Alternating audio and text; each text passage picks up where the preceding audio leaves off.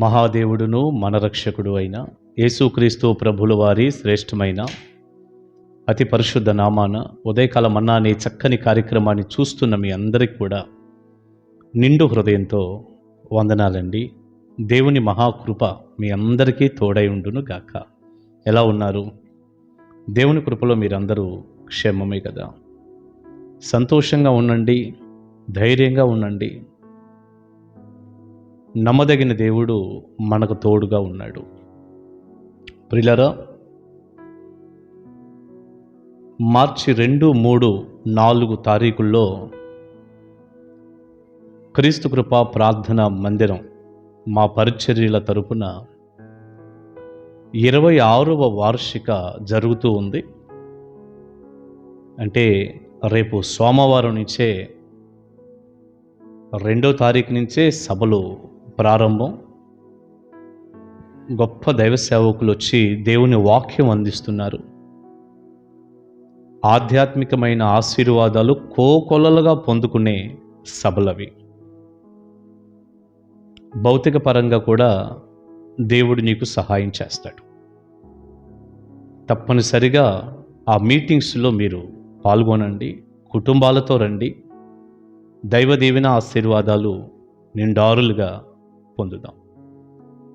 ప్రేమతో మిమ్మల్ని నేను ఆహ్వానిస్తున్నాను. రండి, కలిసి మనం ప్రభువుని ఆరాధన చేద్దాం. ఆయన ద్వారా కలిగే ఆశీర్వాదాలను కలిసి మనందరం అనుభవిద్దాం. పరిశుద్ధ గ్రంథంలో నుంచి ఈ చక్కని సమయంలో ఒక వచనం మనం ఇలా చదువుదాం. మత్తయి సువార్త 11వ అధ్యాయం 28వ వచనాన్ని మనం చదువుకుందాం. ప్రయాసపడి భారము మోసుకొనుచున్న సమస్త జనులారా, నా యొద్దకు రండి, నేను మీకు విశ్రాంతిని కలుగజేతును. ప్రయాసపడి భారము మోసుకొనుచున్న సమస్త జనులారా, నా యొద్దకు రండి, నేను మీకు విశ్రాంతిని కలగజేస్తాను. ప్రియులారా, ఈనాడు ఎక్కడ చూసినా మనుషులకి విశ్రాంతి లేదు, నెమ్మది లేదు, క్షేమమేమీ లేదు. దేవునితో సమాధానం లేదు, మనుషులతో సమాధానం లేదు. ప్రాణాలన్నీ కూడా ఏదో విసుగుదలకు లోనైపోయినట్టు విసుగ్గా మారిపోయి నెమ్మది లేకుండా ఏదో కొంచెం ఒట్టిపోయినట్టుగా చాలా పరిస్థితులు కనపడుతున్నాయి. ప్రాణం చాలా విసిగిపోయినట్లు అయిపోతుంది. ఏదైనా కాస్త విశ్రాంతి దొరికితే, నెమ్మది దొరికితే బాగుండు. కాస్త నెమ్మదిగా ఉండాలనుకుంటున్నాను నేను అని మనుషులు చాలా ఆశ కలిగి ఉన్నారు. కానీ ఎక్కడ దొరికిద్ది విశ్రాంతి? ఎక్కడ దొరికిద్ది ఆ ప్రశాంతత, ఆ నెమ్మది? కేవలం యేసయ్య దగ్గరే, ప్రభువులోనే విశ్రాంతి. ప్రయాసలు పడుతున్నారు మనుషులు, ప్రయాసలతో భారాన్ని మోస్తున్నారు. ఎన్ని రకాలైన భారాలతో విశ్రాంతి కోల్పోతున్నారు.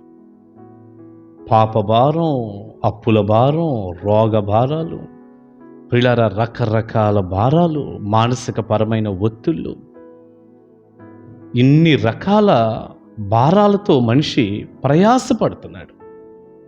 ప్రయాస చాలా కష్టంగా ఉంటున్నాడు, చాలా ఇబ్బందిగా ఉంటున్నాడు. ప్రభు అంటున్నాడు, ప్రయాసపడి భారము మోయిచున్న సమస్త జనులారా, నా దగ్గరకు రండి, నేను మీకు విశ్రాంతిని కలగజేస్తాను. ఈనాడండి మనిషి విశ్రాంతి లేకుండానైనా జీవిస్తున్నాడు, కానీ ప్రభు దగ్గరికి రావటం చాలా కష్టంగా ఉంది. చూడండి మీరు కదా, యేసయ్యను నమ్ముకోవటం, యేసయ్య దగ్గరికి రావటం, ప్రభు ఇచ్చే రక్షణ పొందటం, ఆయన సహాయాన్ని తీసుకోవటం మనుషులకి చాలా కష్టంగా ఉంది. విశ్రాంతి అనేది లేకుండానైనా ఉంటున్నారు, కానీ ప్రభు దగ్గరికి మాత్రం రాలేకపోతున్నారు. మరి యేసయ్యను నమ్మటానికి మనుషులకి ఎందుకో చాలా కష్టంగా ఉంది.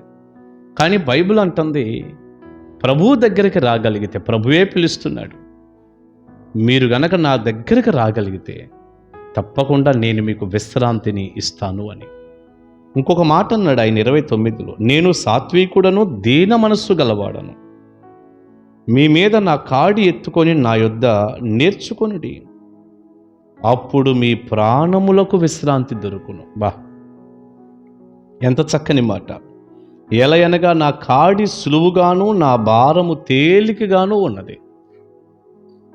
నా దగ్గరికి మీరు వచ్చారు, నా కాడి ఎత్తుకోండి, నా దగ్గర నేర్చుకోండి, అప్పుడు మీ ప్రాణాలకు విశ్రాంతి దొరుకుతుంది.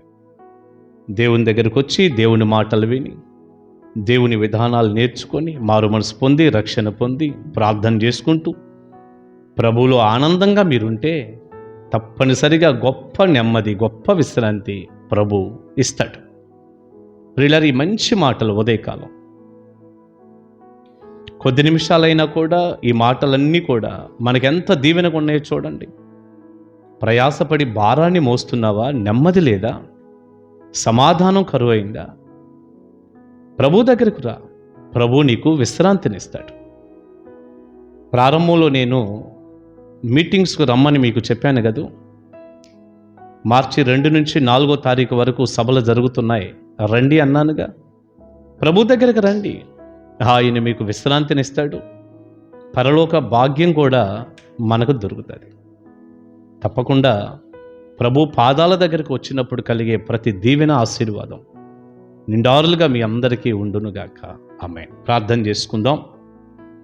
పరిశుద్ధుడా, ప్రేమ కలిగిన తండ్రి, ఉదయకాల సమయం విత్తబడిన చక్కని మాటలు ప్రియమైన మీ బిడ్డలకు దీవెనకరంగా చేయండి, ఆశీర్వదించండి. మీ దగ్గరకు వచ్చినప్పుడు మీరిచ్చే విశ్రాంతిని వారు పొందటానికి కృప చూపండి. ఒక రోజున నిత్య విశ్రాంతిలోనికి మమ్మల్ని నడిపిస్తారు. యుగయుగాలు మీతో ఉండే భాగ్యం. మీ దగ్గరకు వస్తే ఎన్ని ఆశీర్వాదాలయ్యా. ఈ మాటలు విన్న ప్రతి బిడ్డకు కూడా విశ్రాంతి, నెమ్మది, క్షేమం దయచేయమని, మీ దగ్గరుండే కృప ఇవ్వమని యేసయ్య నామాని ప్రార్థన మనవులు అడుగుచున్నాను తండ్రి. ఆమేన్, ఆమేన్. God bless you. దేవుని కృప మీ అందరికీ తోడై ఉండును గాక. ఆమేన్.